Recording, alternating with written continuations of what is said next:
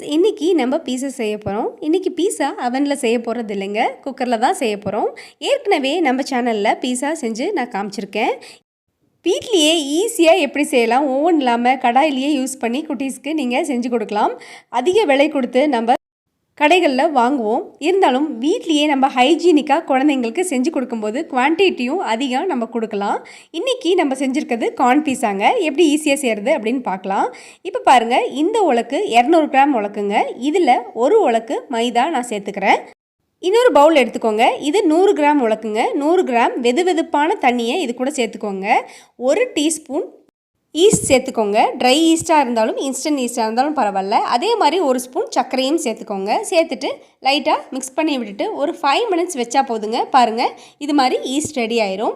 அதுக்கப்புறம் மாவில் கொஞ்சமாக குழி பண்ணிக்கோங்க. குழி பண்ணிவிட்டு கொஞ்சம் உப்பு சேர்த்துக்கோங்க. 1 ஸ்பூன் ஆயில் சேர்த்துக்கோங்க. ஆயில் சேர்க்கும் போது வாசனை இல்லாத ஆயிலாக பார்த்து நீங்கள் சேர்த்துக்கோங்க. இப்போது குழி பண்ணிக்கலாம். குழி பண்ணிவிட்டு ஈஸ்ட்டை இது கூட நம்ம சேர்த்துக்கலாம். இப்போ நல்லா மிக்ஸ் பண்ணி கொடுங்க. எப்படி நீங்கள் சப்பாத்தி மாவு பிசைவீங்களோ அதே மாவு பதத்தில் நீங்கள் மிக்ஸ் பண்ணால் போதும்.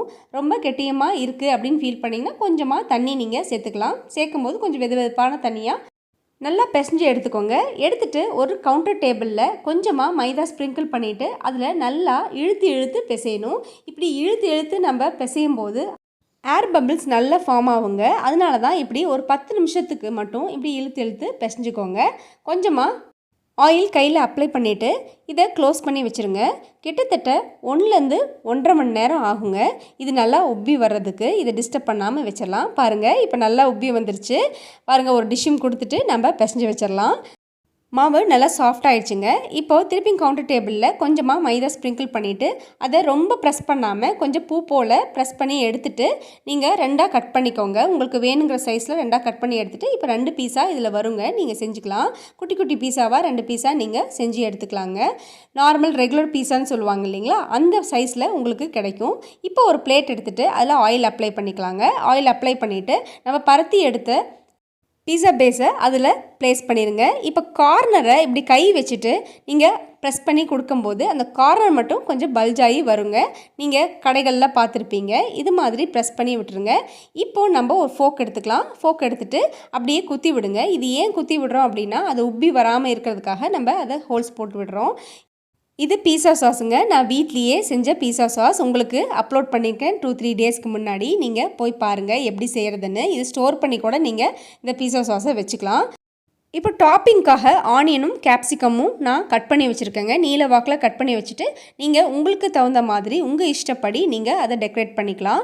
இதுக்கு மேலே கார்ன் நான் வேக வச்சு வச்சுருக்கேன். ஸ்வீட் கார்ன் வேக வச்சு வச்சுருக்கதை அப்படியே அது மேலே தூவி விட்டுக்கிறேன். நம்ம வேணும்னா பன்னீர் கூட பண்ணிக்கலாம். நான் முன்னாடி செஞ்ச பீஸாவில் பன்னீர் வச்சும் நான் பண்ணி காமிச்சிருக்கேன். அதுவும் போய் செக் பண்ணுங்கள். சீஸ் சேர்க்கும் போது நல்லா துருவிட்டு சேர்த்துக்கோங்க. இதில் 2 வகை இருக்குங்க. நார்மல் சீஸ், இன்னொன்று மொசரல்லா சீஸுன்னு இருக்கும். மொசரல்லா சீஸ் நம்ம எதுக்கு போடணும் அப்படின்னா நம்ம இழுக்கும் போது நல்லா நூல் நூலாக வரும் இல்லைங்களா, அதுக்காக நம்ம போடுவோம். அது கொஞ்சம் எல்லோயிஷாக இருக்கும்.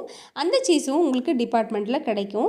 நான் இன்றைக்கி நார்மல் சீஸ் மட்டும்தான் ஆட் பண்ணியிருக்கேன். உங்களுக்கு வேணும்னா நீங்கள் மொசரல்லா சீஸும் நீங்கள் சேர்த்து ஆட் பண்ணிக்கலாங்க. துருவிட்டு மேலே தூவி விட்டுக்கோங்க. இப்போ நம்ம இதை பேக் பண்ண போகிறோம்.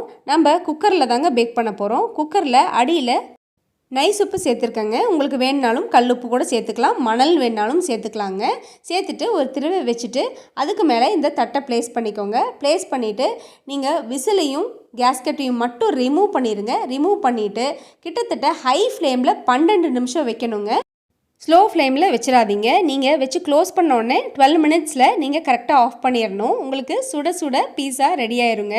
அந்த பேஸ் எல்லாமே சாஃப்டாக உங்களுக்கு நல்லா க்ரன்ச்சியாக ரெடி ஆகிடும்.